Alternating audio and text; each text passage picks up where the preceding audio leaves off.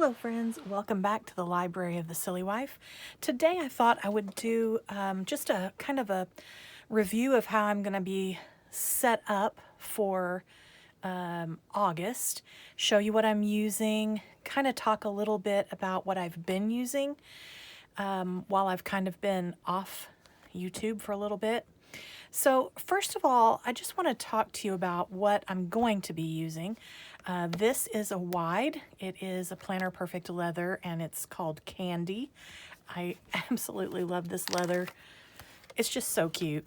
So I want to show you, I guess really I should show you what I've been using. So one of the things that I want to encourage everyone when you are starting on your planner journey or throughout your life really as you're planning and doing your thing, there comes to be times where you simply have to use what you have. Maybe you're going through a difficult time financially and you can't make a whole bunch of purchases.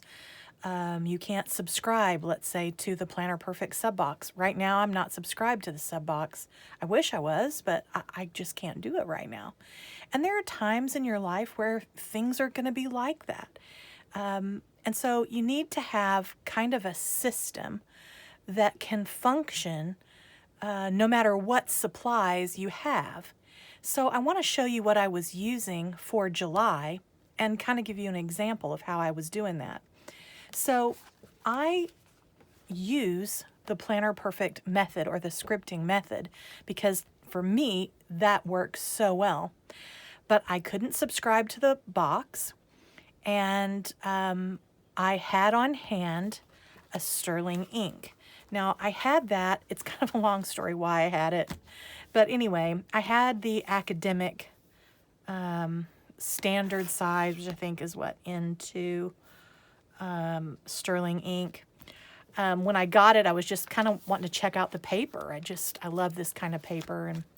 And so when July rolled around, I was not able to get my subscription box, but I had this. And so I set it up and I used it just like I would if I had a Planner Perfect subscription box. So if you're not familiar with the sterling ink planner, the common planner, it's a really great tool. And I have to say, if I could not ever have the individual books like with Planner Perfect again, then this would definitely be probably my next best option. My only real problem was that this is just so thick for what I need it to be in order for it to function properly, and it was really almost too big for how I like to carry my leathers. But so I set this up with goals, with some tracking, because I do need to track some things for my health, and I was able to have a weekly setup, as you can see here. Let me just kind of go back to the beginning. This planner has months, which I set up. I don't like that the Common Planner is a Monday start. I am not a Monday start person. I know a lot of people are, but that confuses me. So it took me, I had to color in Saturday, Sunday to get used to that being there. But anyway, so I decorated with stickers that I had. And I even went ahead and decorated for August, even though I'm not going to be in here for August. And then I have set up all the weeks. And the weeks set up are kind of like it's almost like a giant Hobonichi weeks. And I like it. I think it works really well. I have to write small in here, and that will kind of explain why I'm not going to continue using this here in a minute when I tell you more about what's going on in my life. But I really liked it. I'm able to put my pillars that I do every single day over here, plus appointments, and then whatever else I need this blank page to be. That worked out great. I've used this for a lot of different things, and yeah, worked great. So then I have all the pages. I got the I'm not super familiar with the terminology. Let's see, does it say? The full year common planner. Anyway, it's the one that has all the extra blank pages. So I got that because I knew I was going to need to script. And so this is how I used it. I was able to decorate and plan just in the way that I really love to do. I never, because like I said, scripting is how planning works for me. And so I went ahead and scripted out just like I would normally do. Then we went on a trip, and we went to a conference. It had a schedule, so I just wrote my schedule down so I didn't have to carry a separate piece of paper. And then you'll see I've got some blank pages. That's going to explain why I'm not going to be using this here coming up. But then I've just used this all the way up through the end of July. I love this planner. I love the paper. I love the crinkliness. This is the Tomoe River paper, I believe. I've used the old Tomoe River paper, and now I think this is the new, and I don't have any problem with it. I like it. I think it's great. And here I am on today. So this was what I had in July. Then I also had my Commonplace. This Commonplace is a place where I keep my passwords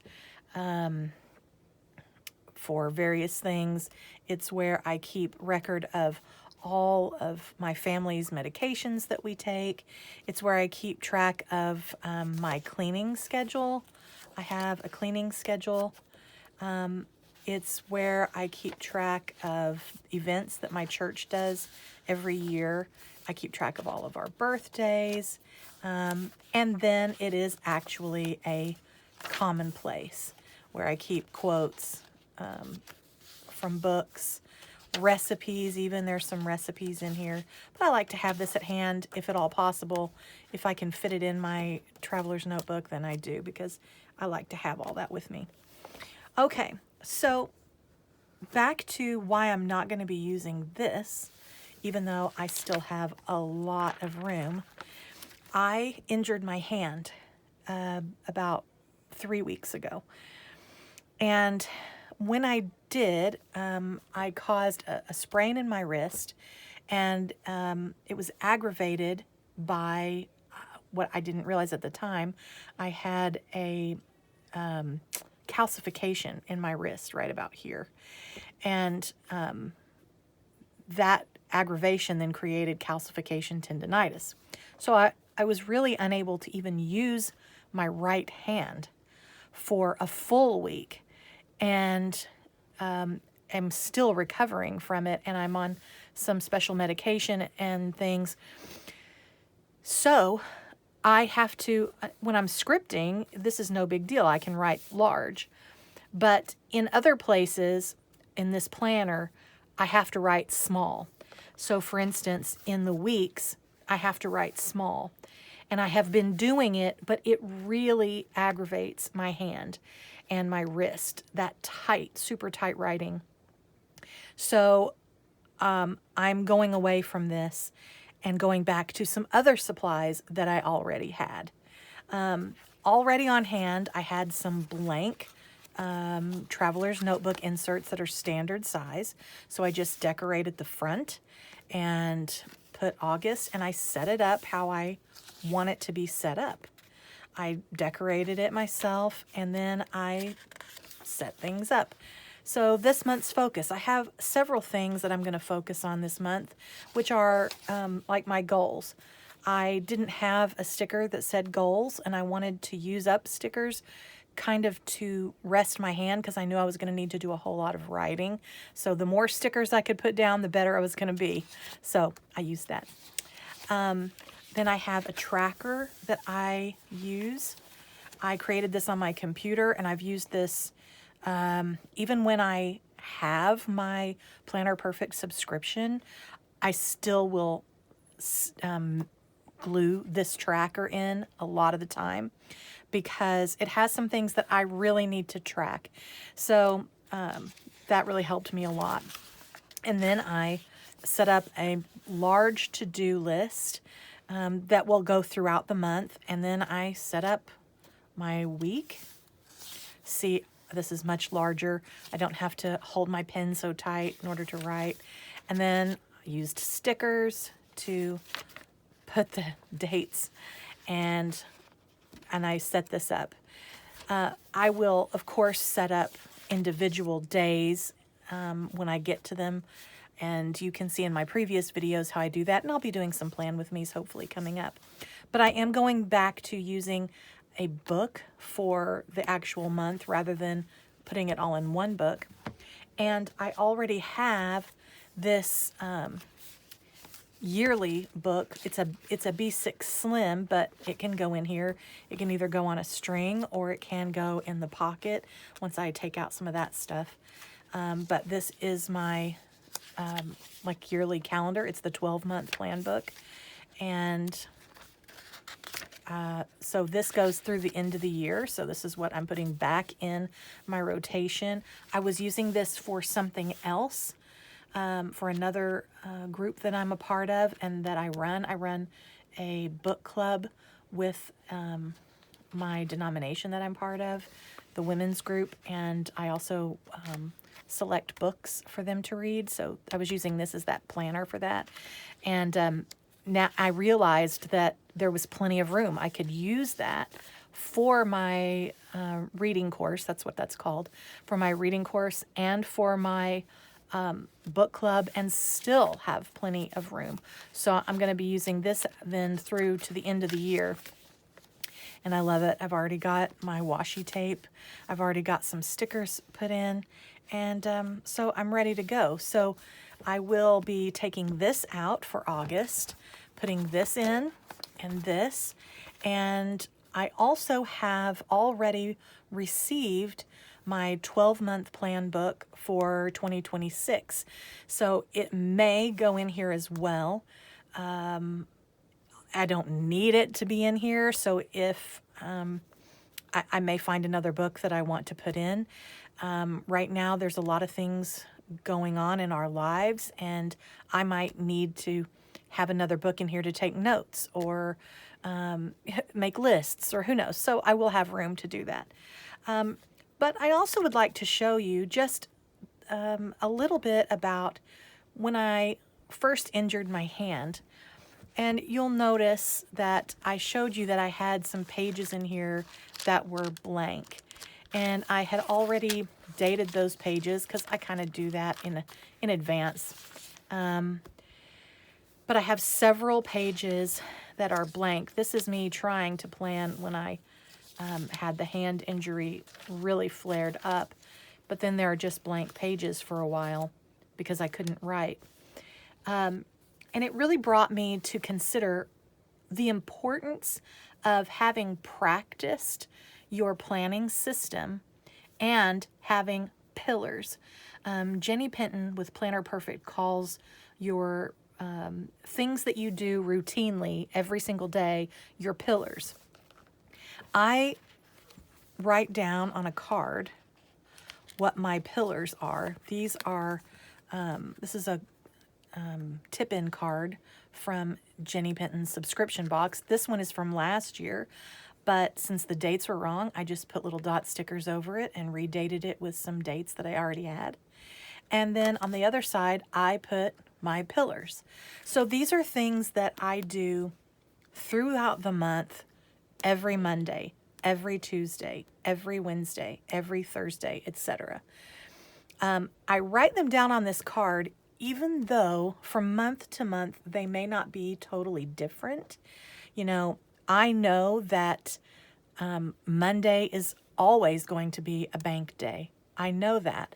But I still write it on my pillars on this card because there are times in our lives where strange things happen. And in my case, I had this hand injury. I was in a lot of pain.